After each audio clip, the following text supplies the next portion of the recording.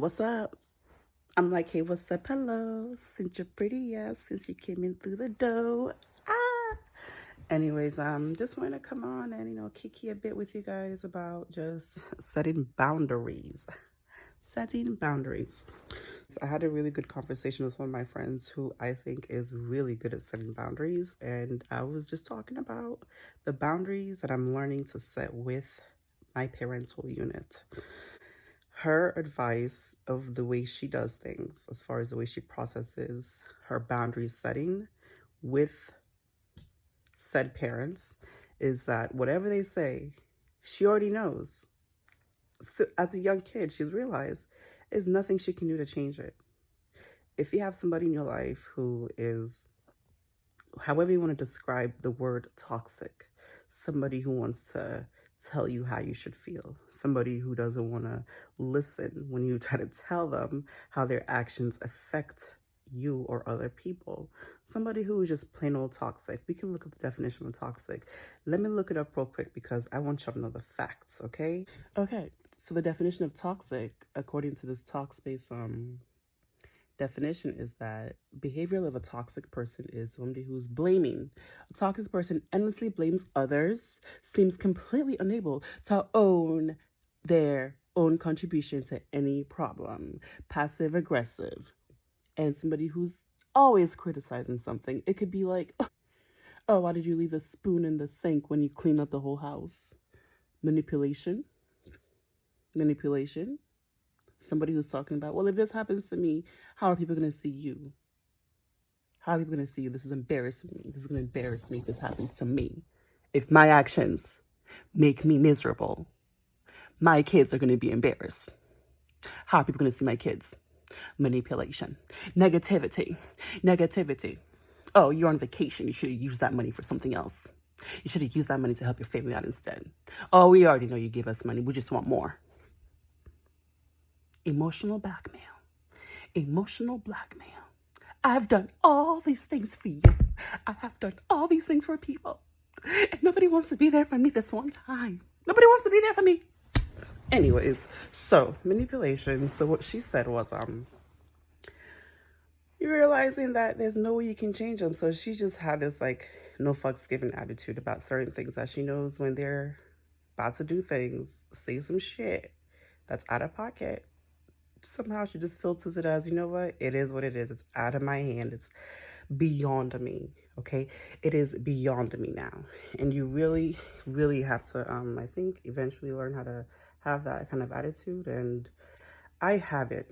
I feel like we all certainly have it in different parts of our life, but the hardest part of our life to see it are the closest relationships, because they're the ones that we have the closest bond to as far as our body connection and our memories. So it makes sense, be nice to yourself, forgive yourself when you realize that it's okay. You were conditioned that way to be attached to the person who is being toxic to you. You were conditioned. You love them so much too. That's the part that hurts the most, the fact that you love them. And you may have this idea of how they can possibly change. And they may even possibly actually show you signs of changes, but you need to let go of that idea, because that's what's driving you crazy. That's what's making you do a bunch of shit to try to win them over and try to get them to just change. There's no way you can change somebody. There is no way, no matter how close your relationship is. People are going to change if they have it in them to want to change, but you cannot force them. You can't force somebody to change, and if you do, hopefully it works out for the best, but there might be resentment towards you if in the end of the day the relationship ends up being sour or something else wrong's happened. They'll be like, well, I did this for you. That's when the emotional blackmailing comes back to you. So just say this to say, it's not even a bad thing to realize. I feel like growth is one of those things, and emotional growth, mental growth, personal growth, any kind of growth in some sense does require some sort of pain. It does. It requires some sort of pain that you go through, and it's really just up to you to realize how you're going to minimize that pain and just keep on going. As time goes along, the pain will go away, but the freedom, The freedom and liberation of not having to wake up and stress and think about somebody else's problems when they dump on you all the time, or when you're here trying to solve equations of how to make somebody else happy. When you can't even make yourself happy, that stress being lifted from you is priceless and it's worth it. Okay, you can still have the relationship with the person. I fully encourage having good relationships with people that are important to you. It's just the definition and idea of it might have to change, especially coming from you. The boundaries that you want to set on them technically are boundaries for you, because you have to be the one to stop yourself from constantly reaching out, from constantly doing things to just try to change their mind, change their way of thinking. You have to stop, because they're going to request every time they get a chance for you. They're going to request every time they get a chance to have you help them. They're going to say anything they want to say out of pocket when they're upset. They're going to be who they are. And that's the part. You have to accept them for who they are, so you're not surprised when they do this shit.